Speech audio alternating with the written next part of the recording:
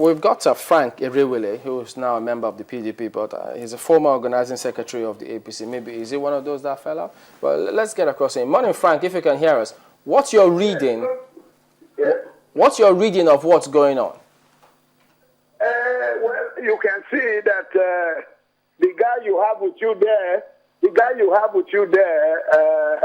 really does not have the details of where we are coming from AC to ACN to APC till we now left to PDP. He's a guy who joined us recently and he was made a commissioner. But I think he has the two turns to come and say a few things there.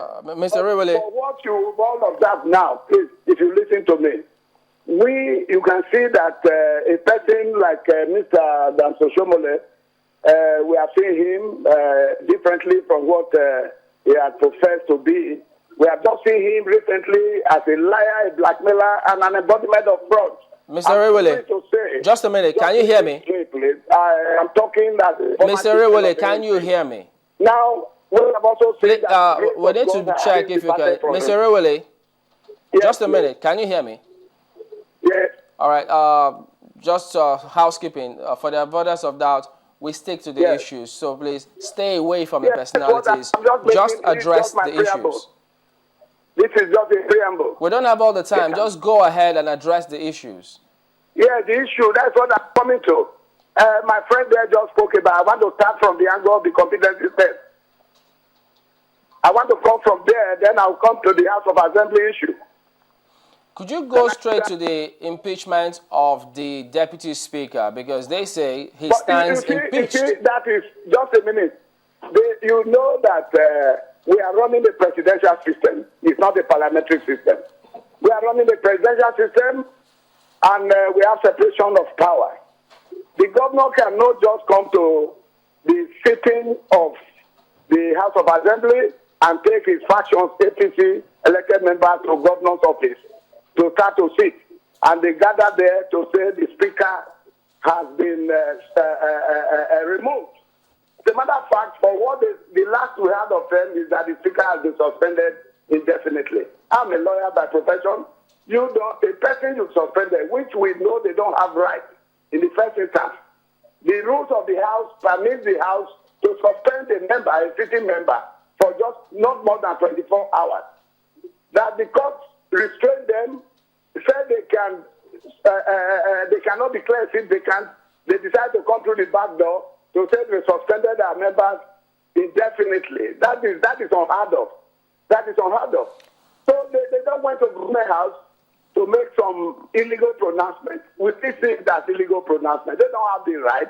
And the person they claim to have been on suspension, that is double jeopardy. How could you have gone to government house under the government? We just see that the governor has appointed all those boys.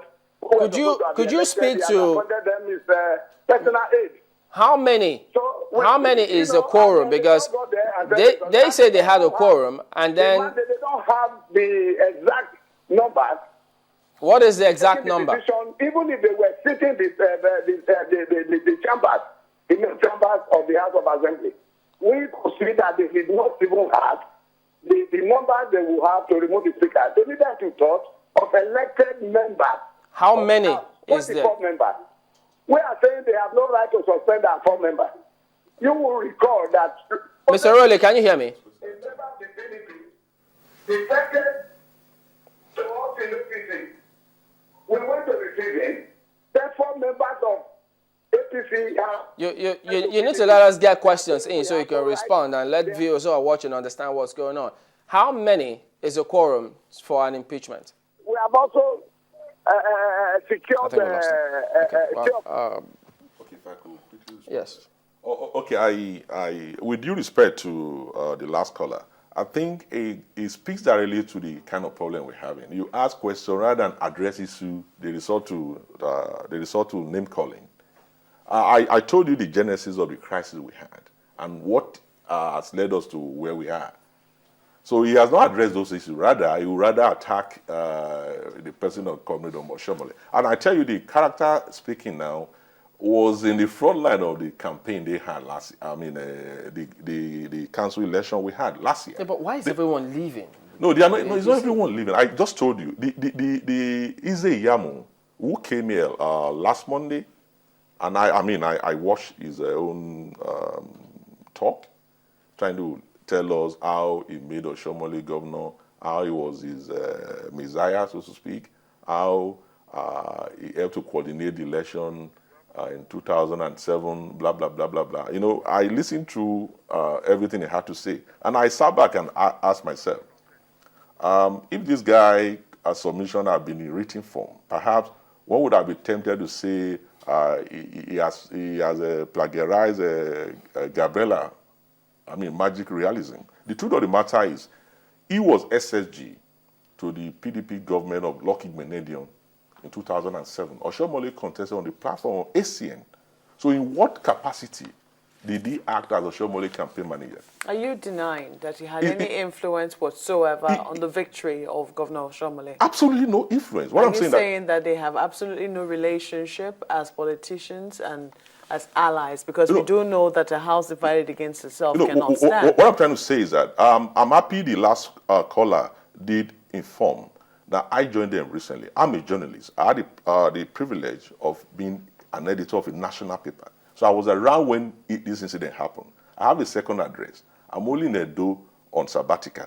I have a job to come back to. So I'm not the typical politician. Whatever I tell you is a basic fact. So what I'm saying is that by 2007, I was an editor then. He was SSG to the PDP administration. He admitted as much. And so what I'm saying is, so if you now say you coordinated the campaign of your opponent, it can only mean two things. You are lying or you are a mole. You have always been a mole. It doesn't add up. And it's doubly tragic that this is coming from somebody who paraded himself as a pastor. Okay, let's quickly take this. Holy Communion and administer Holy Communion. It's a bloody lie. If you can keep your response short on this one, because we're out of time. Ndoka says, why should incompetent teachers be recalled if it has nothing to do with the house crisis? No, they weren't recalled. You see, the teachers have always argued that, look, it's true we admit that some of our members have erred. But again, you can give them opportunity by training them. They have always objected to standing competency tests. And you recall that 2 months ago, we went ahead and had competency tests. And contrary to the fears they had, out of 100 members that turned up for the test, about 70% of them passed. Okay. And true to what the comrade said, is the exercise is not meant to wish on or retrench anybody. We only want to ascertain those who needed help. If you are cognitively talented, of course you'll be pushed to the classroom. If your talent is elsewhere, you'll be deployed elsewhere. So what has happened is basically fine-tuning those and allaying their fears. It has only to do with politics. I'm afraid we're out of time now because our commercials to do. But we have to thank you for coming on. Lou Odion is the Commissioner for Information in Edo State. And I won't be surprised if we revisit this matter again because so many issues that we definitely really have to, because I mean, it doesn't seem like it's been exhausted, especially dealing with people who had forged certificates there's so many. And we're calling them back. I mean, it definitely does raise questions. All right. Thank you for coming on this morning, by the way. We'll be back after this break. Please join us again. Well, that's it today and for the week, we might add on Sunrise. Oh, yeah, it's Friday already. Oh, yeah, time flies, actually. Just as it did today. But we thank you all for watching anyway. We'll see you next time. I'm Chamberlain Oso. Well, thank you. I'm Maope Ogun.